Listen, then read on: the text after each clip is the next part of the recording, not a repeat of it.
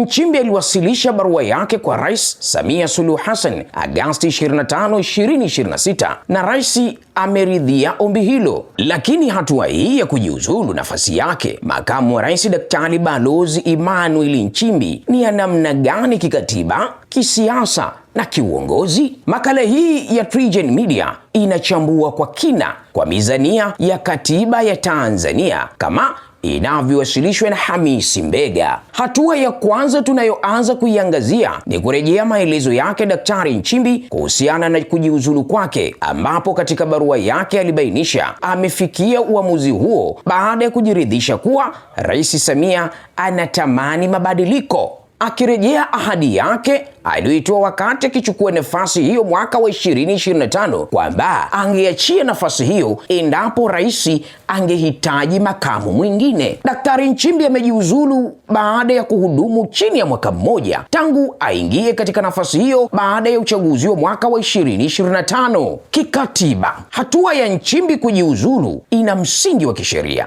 Yeye mwenyewe ameitaja ibara ya 50 kifungu cha 2C ikisomwa pamoja na ibara ya 149 kifungu cha 2 cha Katiba ya Jamhuri ya Muungano wa Tanzania. Ibara hizo zinaweka utaratibu unaoruhusu nafasi ya makamu wa rais kuwa wazi pale mwenye nafasi hiyo anapoacha kushika madaraka, ikiwemo njia hii ya kujiuzulu. Kwa hiyo hakuna ulazima wa kufanyika uchaguzi mpya wa rais au uchaguzi maalum wa makamu wa rais kwa sababu tu nafasi hiyo imekuwa wazi. Katiba ina utaratibu maalum wa rais kupata makamu mwingine. Katiba inasalia kuwa ndio msingi wa kisheria wa mchakato huu. Baada ya kujiuzulu kwa Nchimbi kuanza rasmi Septemba 4 mwaka wa 2026, katiba inampa mamlaka rais kumteua mtu mwingine kuwa makamu wa rais haraka iwezekanavyo ndani ya siku zisizozidi 14 tangu nafasi hiyo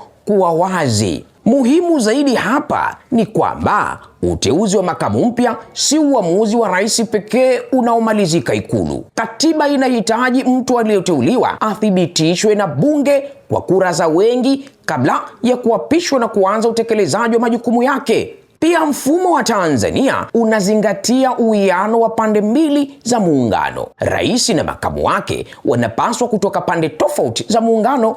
Kwa kuwa Rais Samia anatoka Zanzibar, ni wazi kwamba makamu mpya anapaswa kutoka Tanzania bara. Kisiasa, kujiuzulu kwa Nchimbi kunakuwa na mjadala mpana zaidi, kwa sababu si sawa kuondoka kwa waziri au kiongozi wa kawaida wa serikali, bali ni kuondoka kwa mtu aliyekuwa nambari 2 katika serikali ambaye alichaguliwa kuwa mgombea mwenza wa Rais Samia kupitia CCM katika uchaguzi wa mwaka wa 2025. Nchimbi alikuwa ameingia katika nafasi hiyo baada ya historia ndefu ndani ya CCM, utumishi wa serikali, hivyo kuondoka kwake chini ya mwaka mmoja tangu kuingia madarakani kunaibua maswali kuhusu mazingira ya kisiasa yaliyosababisha uamuzi huo. Hata hivyo, ni muhimu kutofautisha kati ya kile kilichothibitishwa rasmi na kile kinachodaiwa kuwa au kujadiliwa kisiasa. Moja ya maswali makubwa yanayojadiliwa ni kama kujiuzulu huku ni uamuzi wa kawaida wa mtu binafsi au ni ishara tofauti za kisiasa ndani ya serikali na CCM. Hiyo imekuwa mitazamo ya wachambuzi wa masuala ya kisiasa. Nchimbi mwenyewe hakusema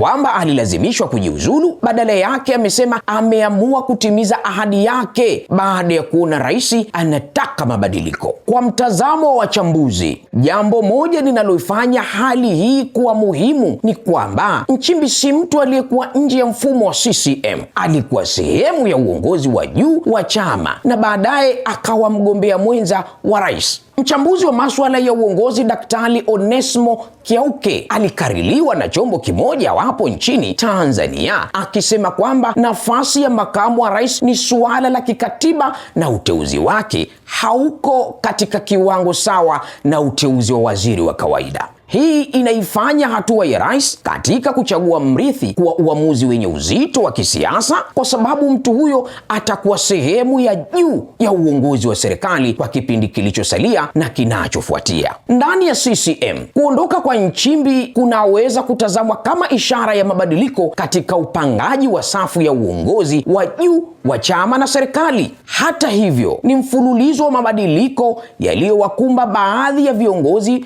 wa wakuu wa CCM tangu rais aingie madarakani mwaka wa 2021. Wakati huo huo, Nchimbi alikuwa amejitokeza hadharani akizungumzia umuhimu wa katiba mpya, jambo ambalo pia limekuwa sehemu ya mjadala mpana wa kisiasa nchini. Kwa upande wa taswira ya kiserikali, kujiuzulu kwa makamu wa rais ndani ya muda mfupi tangu kuingia madarakani kunaweza kutafsiriwa kwa mitazamo miwili. Kwa upande mmoja, serikali inaweza kusema imeheshimu utaratibu wa kikatiba na kwamba mabadiliko ya uongozi yanaweza kufanyika bila kuvuruga utendaji wa serikali. Kwa upande mwingine, waangalizi wa siasa wanaweza kujiuliza kuhusu uthabiti wa uhusiano ndani ya uongozi wa juu, hasa kwa sababu ya kauli za Nchimbi mwenyewe kwamba rais anatamani mabadiliko. Inaacha nafasi kwa tafsiri mbalimbali. Kwa ujumla, kujiuzuru kwa Daktari Emmanuel Nchimbi ni tukio lenye uzito mkubwa katika siasa za Tanzania kwa sababu linagusa kwa wakati mmoja katiba, serikali na CCM.